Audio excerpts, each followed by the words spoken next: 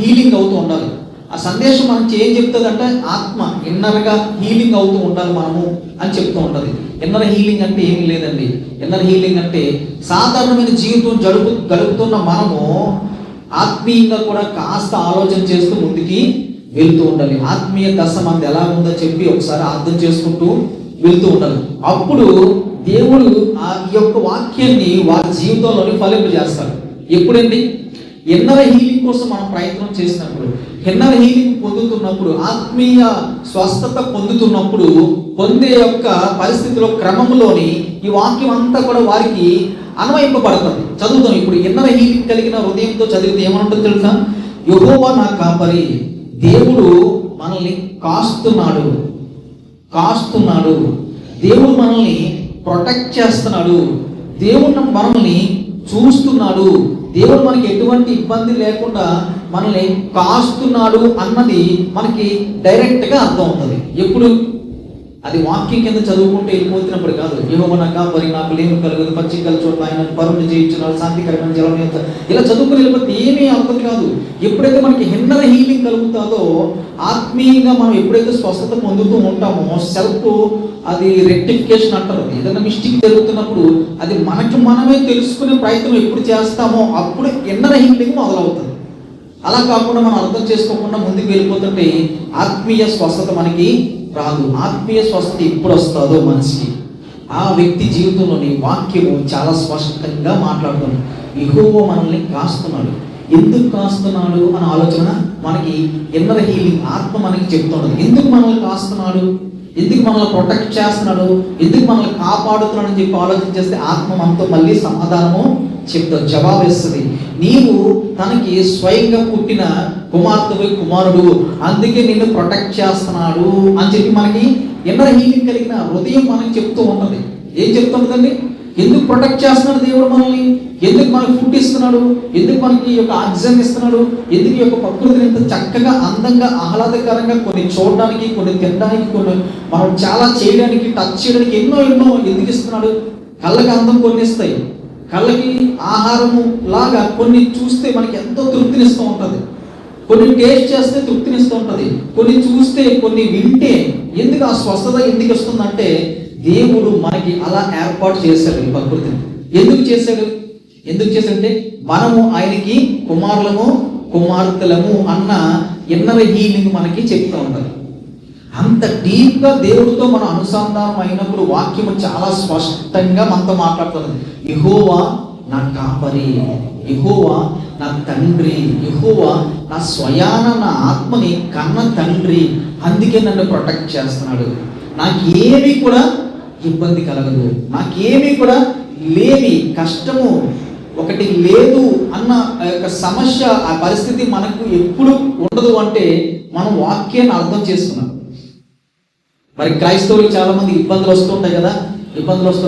మరి అందరూ కూడా క్రిస్టియన్స్ అందరూ కూడా దేవుని పిల్లలు కాదా అంటే ఎస్, క్రిస్టియన్స్ అందరూ భూమి మీద ఉన్న ప్రతి వ్యక్తి కూడా దేవుని యొక్క సంతానము, దేవుని యొక్క కన్న బిడ్డలు, దేవుని యొక్క స్వయాన తనలోంచి బయటకు వచ్చిన కన్న బిడ్డలు. ఒక నెట్వర్క్ మీరు తీసుకున్నట్లయితే ఎయిర్టెల్ కానీ బిఎస్ఎల్ కానీ మనకి దగ్గరలో ఒక టవర్ ఉంటుంది, తెలుసా మీకు? ఒక దగ్గరలో ఒక టవర్ ఉంటే దాని చుట్టుపక్కల ఉన్న 1,00,000 మందికి అది ఏం చేస్తుంది? సిగ్నల్ని రిసీవ్ చేసుకుంటుంది. మనకి సిగ్నల్ వస్తుంది అంటే మనకి దగ్గరలో ఒక టవర్ ఉన్నాడు. అలాగే దేవుడు ఒక టవర్ అనుకుంటే ప్రతి మనిషికి కూడా ఆత్మరూపంగా కనెక్టివిటీ కలిగి ఉంటాడు దేవుడు. అర్థమవుతుందా? ఆత్మరూపంగా ప్రతి ఒక్కరితో కూడా కనెక్టివిటీ కలిగి ఉంటాడు. ఎంతమంది ప్రతికి ఉన్నారో అందరితో కూడా దేవుడు డైరెక్ట్గా కనెక్టివిటీ కలిగి ఉంటాడు, ఒక లింక్ కలిగి ఉంటాడు, ఒక నెట్వర్క్ కలిగి ఉంటాడు. అందుకే మనం ఏది చేస్తున్నా, అవుట్ గేమ్ చేసినా ఆయన దగ్గర రికార్డ్ అవుతుంటుంది, ఇన్కమింగ్ మాట్లాడుకున్నా ఆయన దగ్గర రికార్డ్ అవుతుంది, ఏది వింటున్నా రికార్డ్ అవుతుంది, ఏది ఎస్ఎంఎస్ చేసినా రికార్డ్ అవుతుంది, ఏది చూస్తున్నామో, ఏది తలంపులో చేస్తున్నామో అన్నీ కూడా ఆయన దగ్గర ఎందుకు రికార్డ్ అవుతాయి అంటే ఆయనతో మనం డైరెక్ట్ కనెక్టివిటీలో ఉన్నాం. ఎప్పటి వరకు? మనం చనిపోయే వరకు కూడా ఆయనతో డైరెక్ట్గా కనెక్టివిటీలో ఉంటాము. అందుకే మన విషయాలన్నీ కూడా ఆయనకి రికార్డ్ అయిపోతూ ఉంటాయి. ఇప్పుడు 800 కోట్ల మందితో దేవుడు ప్రజెంట్ అనుసంధానమై ఉన్నాడు, నెట్వర్క్ లాగా అనుసంధానమై ఉన్నాడు. ఎవరైతే అందులో ఇన్నర్ హీలింగ్ కలిగి ఉంటారో, ఆత్మీయ స్వస్థత కలిగి ఉంటారో, వారికి వాక్యం అర్థం ఉంటుంది. వారికి స్పెషల్గా దేవుడు ప్రొటెక్షన్ ఇస్తూ ఉంటాడు. అర్థమవుతుందండి. అవుట్ ఆఫ్ కవరేజ్ మన సిగ్నల్ పనిచేస్తుంది. అరుడు దగ్గరికి వెళ్తే అవుట్ ఆఫ్ కవరేజ్ వస్తుంది. అర్థమవుతుందా? కొన్ని ఏరియాలోకి వెళ్తే సిగ్నల్ రాదు, కొన్ని ఏరియాలోకి వెళ్తే కొంచెం వీక్గా ఉంటుంది. ఫోన్ మాట్లాడుతూ ఉంటాం, వినబడినట్టుగా ఉంటుంది. ఎందుకు అంటే మనం చేస్తున్న పనులు బట్టి మనం దేవుడికి కాస్త దూరంగా జరుగుతున్నాం, మళ్ళీ వస్తున్నాం, కాస్త మరీ దూరంగా జరుగుతున్నాం, మళ్ళీ వస్తున్నాం. కొంత అయితే ఒక రోజంతా సిగ్నల్ ఉండదు. అర్థమవుతుందా? కొన్ని ఏరియాల్లో అక్కడ అసలు ఆ నెట్వర్కే రాదు. ఎందుకు అలా జరుగుతుందంటే వారి జీవితంలోని ఇన్నర్ హీలింగ్ లేదు, ఆత్మీయ స్వస్థత లేదు. శారీరకంగా వారు బ్రతుకుతున్నారు, కానీ దేవుడికి కావాల్సింది ఇన్నర్ హీలింగ్, ఆత్మీయ స్వస్థత కావాలి. అప్పుడు దేవుడు ఎవరో వారికి అర్థమవుతాడు. యెహోవా నాకు కాపరిగా ఉన్నాడు, నాకు ఎటువంటి చింత, ఎటువంటి ఇబ్బంది, ఎటువంటి ఇది లేదు అన్న సంగతి, పరిస్థితి మనకి ఉండదు అని మనకి అర్థమవుతుంది. తర్వాత ఏమంటున్నాడంటే దేవుడు, పచ్చిక గల చోట్ల ఆయన నన్ను పరుండ చేయించున్నాడు. అంటే పచ్చిక గల చోట్ల అంటే మనం ఏది అనుకుంటే అది జరిగే చోటే పచ్చిక. అర్థమవుతుందా? మీరు ఏదైతే అనుకుంటున్నారో అది జరుగుతూ వెళ్తుంది అనుకో, మీరు ఎక్కడ ఉన్నట్టు? పచ్చగా ఉన్నట్టే. మీ ఆరోగ్యం చాలా బాగుంది, మీ ఆలోచన చాలా బాగుంది, మీ హెల్త్ బాగుంటుంది, మీ మనసు చాలా ఉల్లాసంగా ఉంటుంది. ఏది అనుకున్నా జరగట్లేదు అనుకో, ఎండిపోయిన భూమిలాగా అయిపోతుంది మన ఆలోచన, మన హృదయం, మన ఆనందం కూడా పోతుంది.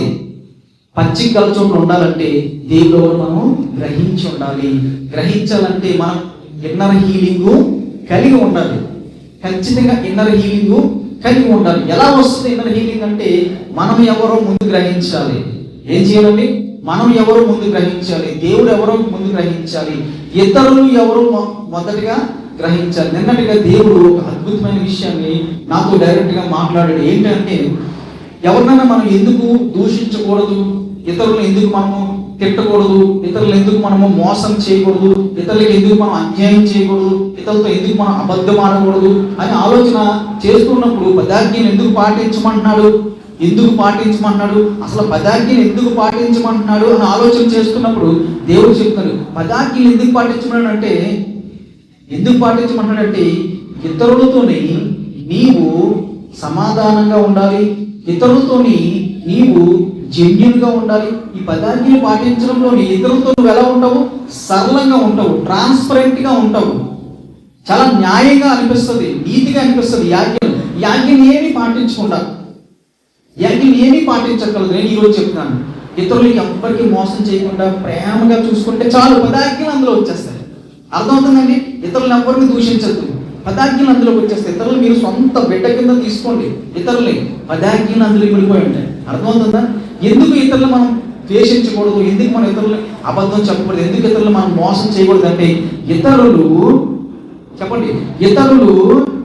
దేవుని యొక్క బిడ్డలు. అర్థమవుతుందా? ఎందుకు ఇతరులు మనం తిట్టకూడదు? ఒక సీఎం అబ్బాయిని తిడితే బాగుంటుందా? ఒక పిఎం అబ్బాయిని తిడితే బాగుంటుందా? మన ఏరియాలో ఒక చిన్న కార్పొరేటర్ వచ్చారు, వాళ్ళ అబ్బాయిని ఎత్తుకుని వచ్చాడు, మనం ఎదురుకుండా వెళ్ళి తిడితే బాగుంటుందా? వాళ్ళ అబ్బాయిని ఫీల్ అవడా? కార్పొరేటర్, ఎమ్మెల్యే ఫీల్ అవడా? అలాగే ఇతరులను మనం తిడితే దేవుడు ఫీల్ అవుతున్నాడట. ఏంటి? ఇతరులను మనము ద్వేషిస్తుంటే దేవుడు ఫీల్ అవుతున్నాడట. వాళ్ళ మంచోళ్ళు చెడ్డోళ్ళు తర్వాత విషయం. వాళ్ళ తండ్రి ఎవరు? గొప్పోడు. ఫీల్ అవుతున్నాడట. రెండోదిగా దేవుడు ఇంకోటి మాట్లాడుతున్నాడు. దేవుడు మన కోసము సృష్టి చేసే క్రమంలోని ఎన్నో జీవరాశులు చేశాడు, చిన్నవి పెద్దవి కలిపి ఎన్నో జీవరాశులు చేశాడు. వాటిని మనం ఎప్పుడైతే ప్రొటెక్ట్ చేస్తామో మనకు ఆయుష్కాలం పెరుగుతుందంట. విషయం తెలుసా మీకు తెలుసా విషయం?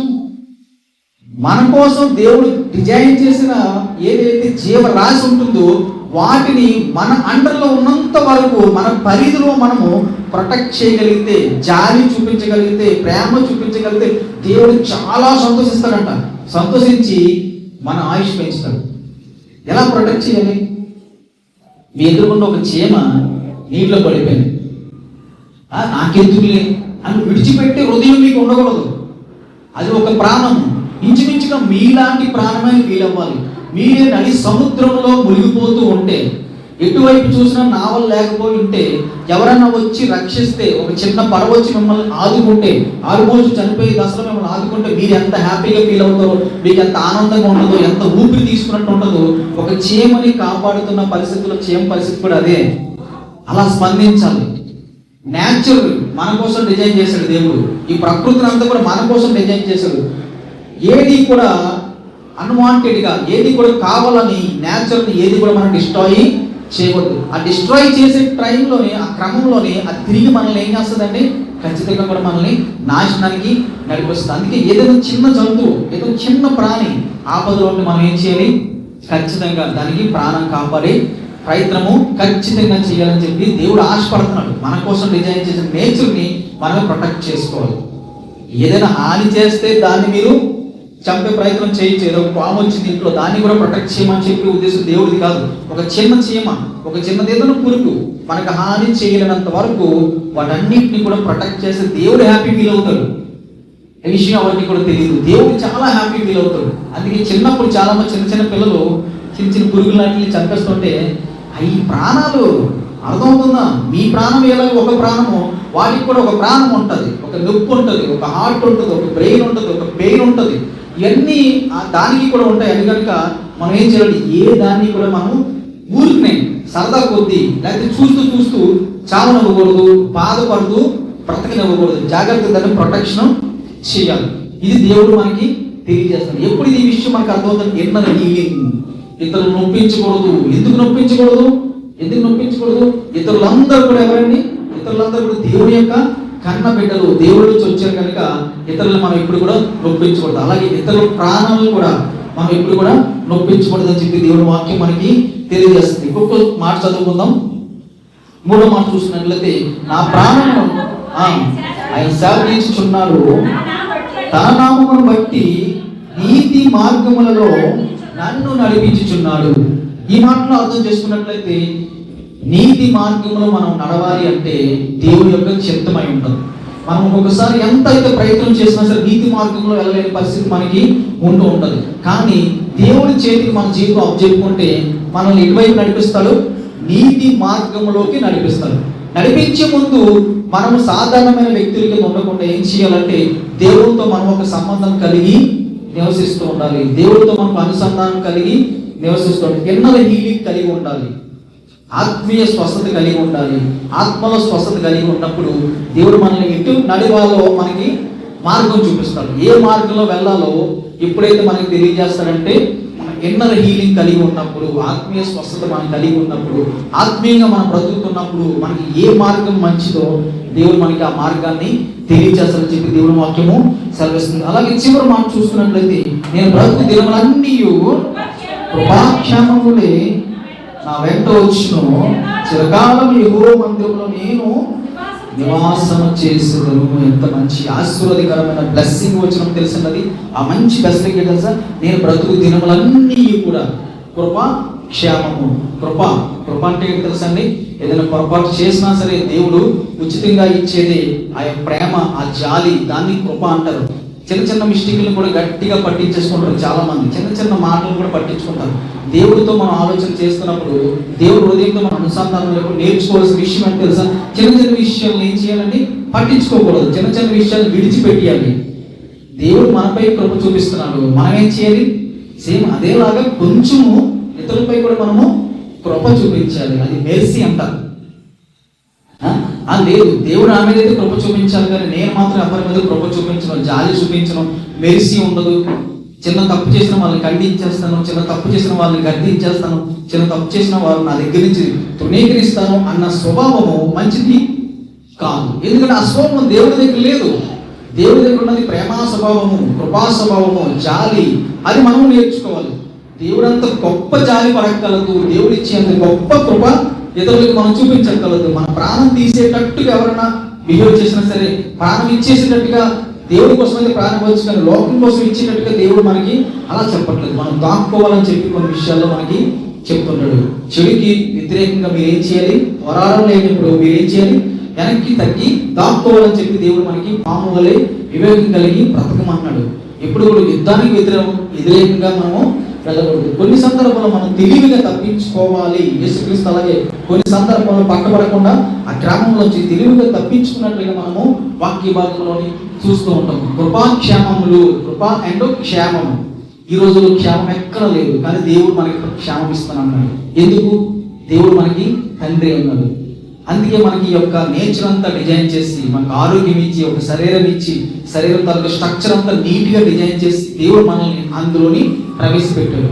మనం ఈ శరీరాన్ని అనుభవిస్తున్నాము, అదేవిధంగా శరీరానికి కావాల్సిన నేచర్ అంతా కూడా మనము అనుభవిస్తున్నాము. దేవుడు చూపిస్తున్న కృపని మనం కూడా ఫీల్ అవుతూ, అనుభవిస్తూ, మిస్టేక్ చేస్తున్నప్పుడు దేవుడు కృప చూపిస్తున్న విధానాన్ని మనం తెలుసుకుంటూ ఇతరులపై ఏం చేయాలి? కాస్త కృప చూపించాలి. చిన్నదానికి పెద్దదానికి ఎప్పుడు కూడా హత్తానికి పోయి పెద్ద పెద్ద విషయాలు చేసుకోరు. చిన్న చిన్నవి చాలా ఈజీగా మనం ఏం చేయాలి? వదిలేస్తూ ఉండాలి. అదే దేవుడి యొక్క నేచర్. చిన్న చిన్న ఏమి పట్టించుకోకూడదు. చెల్లి అన్నది, అక్క అన్నది, తమ్ముడు అన్నాడు, ఏదో ఇప్పుడు ఏదో అన్నారు, అవన్నీ విడిచిపెట్టే క్రమంలో మీరు పెద్దవాళ్ళు అవుతారు. ఆత్మీయ హీలింగ్ జరుగుతుంటుంది. ఏదైతే గట్టిగా పట్టించుకున్నారో మీ యొక్క శరీర హీలింగ్లో ఉండిపోతారు, మీ శరీర మనస్తత్వంలో ఉండిపోతారు. ఈ సాధారణ జీవితం దాటి ఆత్మీయ దశలోకి మీరు అడుగు పెట్టాలి. ఆ దశలో మీరు హీలింగ్ పొందుతూ ఉండాలి. అది పరిపూర్ణ దశకి వెళ్తూ ఉండాలి. అప్పుడు దేవుడితో మీరు అనుసంధానం అయి ఉంటే మీ జీవితాన్ని ఏం చేస్తారు? శాంతికరంగా నడిపిస్తారు, పచ్చిక బలిలో ఉంచుతారు, ప్రొటెక్షన్ కలిగిస్తారు, క్షేమంగా ఉంచుతారు, కృప చూపిస్తుంటాడు. అర్థమవుతుందండి? ఎంత మంచి వాక్యాన్ని చాలా సరళంగా దేవుడు ఇచ్చాడు మనకి. చాలా సరళంగా ఇచ్చాడు, చాలా ఉచితంగా ఇస్తున్నాడు. దాన్ని ఎక్స్ప్లెయిన్ చేయడానికి దేవుడు ఎంతో ప్రయత్నం చేస్తున్నాడు. అర్థం చేసుకోవాలి. ఈ శరీరంకి మించిన పరిస్థితికి మనము వెళ్తూ ఉండాలి. ఈ శరీర కోరికలు మించిన స్థాయికి మనము వెళ్తూ ఉండాలి. ఆత్మలో అభివృద్ధి చెందిన వాడు ధన్యుడు అని చెప్పి బైబిల్ చెప్తుంది. శారీరకంగా గొప్పవాళ్ళు కాదు, శారీరకంగా ఆరోగ్యం ఉండడం కాదు, ఆత్మలో కూడా ఆరోగ్యం ఉండాలి. ఆత్మలో కూడా ఏముండాలి? స్వస్థత ఉండాలి. ఆత్మీయ అభివృద్ధి కలిగిన క్రైస్తవుడు ధన్యుడు అని చెప్పి ఈరోజు నేను మీకు తెలియజేస్తాను. దేవుడు అదే కోరుకున్న ఆత్మీయ అభివృద్ధి కలిగిన క్రైస్తవుడు కావాలి. అతడికి దేవుడు వాక్యము సపోర్ట్ చేస్తూ ఉంటుంది. అతని కోసమే రాయబడింది వాక్యం అంతా కూడా. అతని కోసం ఇవ్వబడిన ఈ యొక్క ఆజ్ఞలన్నీ కూడా, అతని కోసం ఇవ్వబడిన ఈ యొక్క వాగ్దానాలు, అభివృద్ధికరమైన వాక్యాలు, వచనాలన్నీ కూడా ఎవరికి ఇవ్వబడాయండి? ఆత్మీయ అభివృద్ధి కలిగిన క్రైస్తవుడు. ఈ లోకానుసారంగా బ్రతికే మనుషులకి కాదు. ఆత్మీయంగా ఎవరైతే ఇన్నర్ హీలింగ్ కలిగి ఉంటారో వారికి వాక్యం ప్రొటెక్ట్ చేస్తారు. వారికి ఆశీర్వాదాలు రిలీజ్ చేస్తుంటుంది. ఆ వచనాలన్నీ కూడా వారికి వర్తిస్తాయి. ఈ వాక్యం అంతా కూడా ఎవరికి వర్తిస్తుంది అంటే ఎవరిది ఇన్నర్ హీలింగ్ కలిగి ఉంటుందో వారికి మాత్రం వాక్యము చాలా స్పష్టంగా వర్తిస్తుంది. అది ఆశీర్వాదకరంగా ముందుకు నడిపిస్తుంది, శాంతిగా ఉంచుతుంది, పచ్చి బయలు ఉంచుతుంది, క్షేమం ఉంచుతుంది, కృప చూపిస్తూ ఉంటుంది. అందుకే మన పాపం పెరిగిపోకుండా ఎప్పటికప్పుడు అలాగా తరిగిపోవడానికి కారణం ఏంటంటే దేవుని యొక్క కృప. కంటిన్యూగా ఆయన కృప రిలీజ్ చేస్తున్నప్పుడు మనం చాలా హీలింగ్ కలుగుతూ ఉంటుంది, ఆత్మలో చాలా స్వస్థత కలుగుతుంటుంది, చాలా పరిశుద్ధులుగా అయిపోతుంది. తల ఉతికితే బాగా ఉతికితే మురికంతా పోయినట్టు మన ఆత్మ స్పష్టంగా అయిపోతుంది అన్నారు. తెలుపు రంగు కలిగిన దుస్తులు వలె, తెల్లని దుస్తులు ధరించిన వారు అంటే ప్యూర్ పరిశుద్ధులు అనమాట. వాళ్ళు డ్రెస్ వేసుకున్నారని మనకి అర్థం కాదు. అక్కడ వాళ్ళు చాలా పరిశుద్ధంగా ఉన్నారు. తెల్లని వస్త్రములు ధరించుకోమని కొంతమంది నేను చూసాను పరలోక రాజ్యం అంటే వాళ్ళు చాలా క్లారిటీగా ఉన్నారు, చాలా ట్రాన్స్పరెంట్గా ఉన్నారు. వాళ్ళు ఏ యొక్క ద్వేషము లేదు, వాళ్ళ యొక్క అసూయ లేదు, ఇతరులను చూసి వారు స్వార్థం చూపించట్లేదు, ఇతరులను చూసి వారు ద్వేషించట్లేదు, వారు ట్రాన్స్పరెంట్గా ఉన్నారు. వారు తెల్లని దుస్తులు ధరించినట్టుగా ఆ దర్శనంలో భక్తులు చూస్తున్నట్టుగా మన బైబిల్లో చదువుతుంటాం. మనం కూడా అలా అయిపోవాలి, ట్రాన్స్పరెన్సీకి వచ్చేయాలి. ఈ శరీర కోరికలు, శరీర ఆశలను జయించిన స్థితికి మనం వెళ్ళినప్పుడు ఇన్నర్ హీలింగ్ మొదలవుతుంది. ఇన్నర్ హీలింగ్ మొదలైన తర్వాత నుంచి దేవుడు మనతో స్పష్టంగా బైబిల్ నుంచి మాట్లాడుతున్నాడు. అంతవరకు బైబిల్ మనకు ఒక రకంగా అర్థమవుతుంది, ఇన్నర్ హీలింగ్ కలిగి మనం చదువుతుంటే మరొక రకంగా అర్థమవుతుంది. దేవుడు చాలా నీట్గా మాట్లాడుతుంది. మీ క్వశ్చన్స్ అన్ని అక్కడే ఆన్సర్ చేస్తుంది. మీకు తెలుసా అండి ఎంత బాగుంటుంది అది? అది నేను అనుభవించాను. మీ క్వశ్చన్ వస్తుంది, వెంటనే ఆన్సర్ వచ్చేస్తుంది. ఎంత బాగుంటుంది అది, చాలా అద్భుతంగా ఉంటుంది. ఇంకొక క్వశ్చన్ వస్తుంది, వెంటనే అద్భుతమైన ఆన్సర్ వస్తుంది, చాలా స్పష్టమైన ఆన్సర్ వస్తుంది. అది మనలోంచి మనకే పడుతుంది. అది దేవుడే మాట్లాడుతుందని చెప్పి మనం భావిస్తూ ఉండాలి. ఆ స్థితికి వెళ్తూ ఉండాలి. ఈ లోకంలో పడి ఈ లోకం మీదే ఆశ పెట్టుకుని ఈ లోకాన్ని ఏదో జయించేద్దామని చెప్పి మీరు ఎక్కువ కోరికలు ఏం పెట్టుకోవద్దు. బ్రతుకు సాధారణంగా చల్లగా వెళ్తే చాలు అనుకోవాలి. ఈ లోకాన్ని జయించేద్దామని ఒక 400 సంవత్సరాల ముందు, 2000 సంవత్సరాల ముందు ఎంతో మంది గొప్ప గొప్పలు వచ్చారు ఈ భూమికి. తెలుసా మీకు? చాలా గొప్పలు వచ్చారు, రాజులు వచ్చారు, గొప్ప గొప్ప యోధులు వచ్చారు. వారు బ్రతుకుతున్న జీవితం కాలంలో అలాగే ఫీల్ అయ్యారు. ఏమని ఫీల్ అయ్యారు తెలుసా? నేను ఉండిపోతాను ఇందులోని, నేను సంపాదించేస్తాను, నేను సుఖంగా కట్టేసుకుంటాను, అన్నీ చేస్తానని చెప్పి ఎంతో అనుకున్నారంట. మనలాగే బ్రతికినప్పుడు వాళ్ళందరూ వెళ్ళిపోయారు, అందరూ వెళ్ళిపోయారు. వాళ్ళకి తెలియదు, వాళ్ళకి స్పష్టత లేదు, వాళ్ళకి ఇన్నర్ హీలింగ్ లేదు.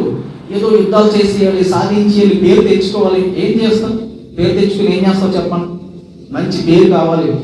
మొన్న లాస్ట్ వీక్ మీకు మంచి వాక్యం దేవుడు అందించాడు, మీకు నాకు కలిపి మంచి పేరు తెచ్చుకోవాలని ఆరాటపడుతున్నావా? అది బానిసం. ఎంత స్పష్టంగా చెప్పాడు దేవుడు. నన్ను ఎవరు తిట్టకూడదు అనుకున్నావా? ఆ తిట్టకూడదు అనుకునే ఆ పదానికి మీరు బానిసలు. అర్థమవుతుందా? దేవుడే అలా అనుకోలేదు. ఒకవేళ దేవుడే అలా అనుకుంటే ఆయన కింద స్థాయి అక్కడ జననం కాకుండా మంచి స్థాయిలో జననం వస్తే అతనికి గొప్ప వాళ్ళ ఇంట్లో పడితే అందరూ మర్యాద ఇచ్చేస్తారు, ఊరినే మర్యాద ఇచ్చేస్తుంటారు. దేవుడికి కావాల్సిన మర్యాద కాదు, లైఫ్ సాధారణంగా ఉండాలి. తిట్టినా పర్లే అన్న స్థితికి వెళ్ళాలి. తిట్టినా పర్లేదు అన్నది స్వేచ్ఛ. తిట్టినే యాక్సెప్ట్ చేసేది స్వేచ్ఛ, తిడితే యాక్సెప్ట్ చేయలేని స్థితి బానిసం. అర్థమవుతుందా? ఎవరైనా ఇబ్బంది పెట్టారనుకోండి, దాన్ని పోల్చుకోలేకపోతున్నావా, దాంట్లో నిలబడలేకపోతున్నావా, ఇరిటేషన్ వచ్చేస్తుందా? నువ్వు ఆ యొక్క స్థాయికి బానిసత్వం అయిపోయావు. నన్ను ఎవరు తిట్టకూడదు, నన్ను ఎవరు తిట్టకూడదు, నన్ను ఎవరు తిట్టకూడదు, బానిసం అయిపోయావు. నాకు గొప్ప స్థాయి కాదు, నాకు గొప్ప స్థాయి కాదు, నాకు గొప్ప స్థాయి కాదు, నువ్వు బానిస అయిపోయావు. నువ్వు చాలా ఫ్రీడమ్ ఉండాలని చెప్తుంది పరిశుద్ధాత్మ దేవుడు. ఎక్కడ ఉంటాడో అక్కడ ఫ్రీడమ్ ఉంటుందన్న. ఫ్రీడమ్ అంటే నువ్వు చాలా స్వేచ్ఛగా ఉంటావు. యేసుక్రీస్తు అలాగే బ్రతికారు, చాలా స్వేచ్ఛగా వెళ్ళారు. ఎవరు తిట్టారా? సైలెంట్గా వచ్చేసేవారు. సమాధానం మాత్రం చాలా గట్టిగా చెప్పారు. అవతల మళ్ళీ రెండోకి వచ్చిన ఇన్సిడెంట్కి అవకాశం ఉంటుంది కానీ చాలా స్పష్టంగా ఎంత తెలివిగా చెప్పేవారంటే మీరు అనుకోవచ్చు అప్పుడు దేవుడు అనుకోవచ్చు. కాదు కాదు, పొరపాటు పడదు. భూమి మీద ఉన్నంత కాలము యేసుక్రీస్తు పూర్తి దేవుడు కాదు. మనలాంటి శరీరం, మనలాంటి కోరికలు, మనలాంటి ఏజ్ పెరుగుతున్న కొద్ది మనలాంటి ఆలోచనలు, మనలాంటి తలనొప్పి, మనలాంటి కాళ్ళ నొప్పి, మనలాంటి ఆకలి, మనలాంటి కన్నీళ్లు, దుఃఖము, ఊరినే దుఃఖం వచ్చిందంట. ఒకళ్ళు చనిపోతే న్యాచురల్గా దుఃఖం వచ్చిందంట. నేను దేవుడు కదా, నేను పరలోక రాజ్యం సృష్టించాను కదా, నేను తండ్రితో ఉన్నాను కదా, ఈ భూమిని అంతా నేనే చేశాను కదా, నేనే ఆడవేటి? నో. భూమి మీద బ్రతుకున్నప్పుడు యేసుక్రీస్తు వారు స్వచ్ఛంగా ప్యూర్గా హ్యూమన్ బీయింగ్ అంతే. ఆయన మానవుడు, ఆయనకి సాధ్యమైన అన్ని కూడా మనకి కూడా సాధ్యం ఉంది. అంత త్యాగము లేకపోతే అంత యోగి కింద మనం బ్రతకకపోయినా సరే మనం ఏం చేయాలి? ఆయన చూస్తూ కొద్ది కొద్దిగా నేర్చుకుంటూ ఉండాలి, కొద్ది కొద్దిగా లోకాన్ని విడిచిపెడుతుండాలి, కొద్ది కొద్దిగా బానిస ఆలోచనల నుంచి బయటపడుతూ ఉండాలి. అందుకే ఆత్మను పొందుకుంటే ఆత్మ అన్నిటి నుంచి విడుదల పొందించేస్తాం. చాలా ఈజీగా అన్ని విషయాల్లోంచి నీకున్న అన్ని ఆలోచనలు, అన్ని కోరికలు, అన్ని ధ్యేయాలు అన్ని కూడా నీకు పట్టుకుని బానిసలోంచి లాగేస్తున్నప్పుడు ఆత్మ ఏం చేస్తుందంటే నీకు ఇన్నర్ హీలింగ్ కలిగజేసి నీ బానిస సంఖ్యలు అన్నీ కూడా తెంపేస్తుంది. నీకు ఎంత కోటి రూపాయలు వచ్చినా ఒకలాగా ఉంటావు, 100 రూపాయలు వచ్చినా ఒకలాగా ఉంటావు. అకౌంట్లో 1,00,000 రూపాయలన్నా ఒకటే, 10 రూపాయలన్నా ఒకటే. 1,00,000 రూపాయలు అంటే హ్యాపీ ఫీల్ అయ్యి 10 రూపాయలు అంటే డల్గా ఫీల్ అవుతున్నావా? ఆ డల్నెస్కి నువ్వు బానిస. నీకు ఆత్మ లేదు నీలో, అందుకే నీ ఫీలింగ్ వచ్చేస్తుంది. 1 కోటి రూపాయలు ఉన్న ఒక వ్యక్తిని చూస్తే, కారులో వ్యక్తిని చూస్తే మనకు ఒక ఫీలింగ్ వస్తుందా? నేను ఆత్మ ఉంటే బాగుండు, నేను సంపాదించుకుంటే బాగుండు, నాది కూడా అంత లెవెల్ అయితే బాగుండు. నో, బానిస. ఆ లెవెల్ అయితే బాగుండు అనే ఆలోచనకి మనం బానిస అయిపోతున్నాం. ఈ విషయం తెలియక ఎన్నో మనల్ని కట్టుబడి చేసి చాలా బంధించి మనం నిరుత్సాహపరిచేస్తుంది. మనం చాలా ఫ్రీడమ్గా ఉండాలి, మన ఆత్మీయ స్వభావం కలిగి ఉండాలి. ఆత్మలో మనము శరీరాన్ని జయించిన స్థాయికి, శరీర కోరికలు జయించిన స్థాయికి మనం నిలబడాలి. అప్పుడు వాక్యం మనకి ఎంతగానో అభివృద్ధికరంగా చూపిస్తూ ఉంటుంది, ఎంతగానో అభివృద్ధికరంగా కనబడుతూ ఉంటుంది, వినబడుతూ ఉంటుంది, ఆత్మీయ స్వస్థత కలుగుతూ ఉంటుంది. అప్పుడు మనం చాలా గొప్పవారంగా ఫీల్ అవుతుంటాం. అది స్వార్థపూరితమైన గొప్పతనం కాదు, చాలా గ్రేట్. ఎస్, నేను కోరికలు జయించాను, నాకు ఏ కోరికలు లేవు. దేవుడు ఏదైనా ఇస్తాడు, అప్పుడు ఏదైనా ఇస్తాడు. అలాగని చెప్పి మీరు అన్నింటినీ జయించిన తర్వాత మిమ్మల్ని పేదవాళ్ళకి ఉంచడు. అర్థమవుతుందండి? మీరు అన్ని జయించిన తర్వాత మీరు గొప్పలు అయిపోతారు. దావీదు మహారాజు లాగా అన్ని జయించిన తర్వాత వద్దు అనుకున్న తర్వాత దేవుడు ఇస్తాడు. కావాలనుకుంటే రాదు, వద్దు అనుకోవాలి. పర్వాలేదులే, ఉంటే ఓకే, లేకపోయినా ఓకే అనుకున్న రోజున, దాని మీద నిలబడిన రోజున అది దానికి మించినది నీ దగ్గరికి వచ్చి పడిపోతుంది. అర్థమవుతుందా? అది వద్దు అనుకున్న రోజున, వద్దు అనుకున్న స్థాయిని, ఆ మాటని, ఆ జయాన్ని మీరు జయించిన రోజున, నిలబడిన రోజున ఊరికినే వచ్చి పడిపోతాయి ఆశీర్వాదాలు, ఊరికినే వచ్చి పడిపోతాయి డబ్బులు. మీరు ఏం చేసుకోవాలో తెలియనంత డబ్బు వచ్చి పడిపోతుంది నువ్వు దాన్ని జయించిన రోజున. అది కావాలని దాన్ని వెనకాల పడ్డావా, నువ్వు దానికి బానిస అయిపోతావు.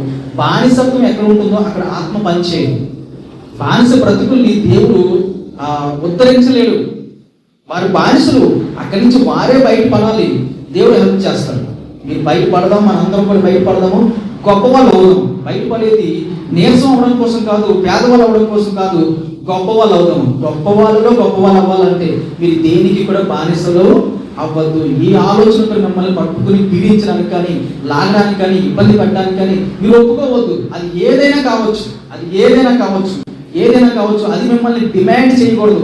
దాన్ని సాధించేటట్టుగా అది మిమ్మల్ని మేము అటువైపు లాక్కోకూడదు, లాక్కోనివ్వకూడదు. మీరు అప్పుడు మీరు ఫ్రీడమ్ కలిగి ఉంటారు. ఏది కూడా మమ్మల్ని ఆకర్షించకూడదు.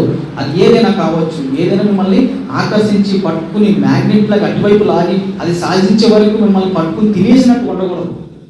గుర్తుపెట్టుకోండి. అలా తినేస్తే వాళ్ళు దానికి బానిసలు అయిపోతారు. మీరందరూ కూడా స్వేచ్ఛాపూరితమైన జీవితం గడపాలని చెప్పి దేవుడు మేము ఆశపడుతున్నాం. అటువంటి ఆశీర్వాదాలు మీకు, మీ కుటుంబ సభ్యులకి దేవుడు ఇచ్చినారు.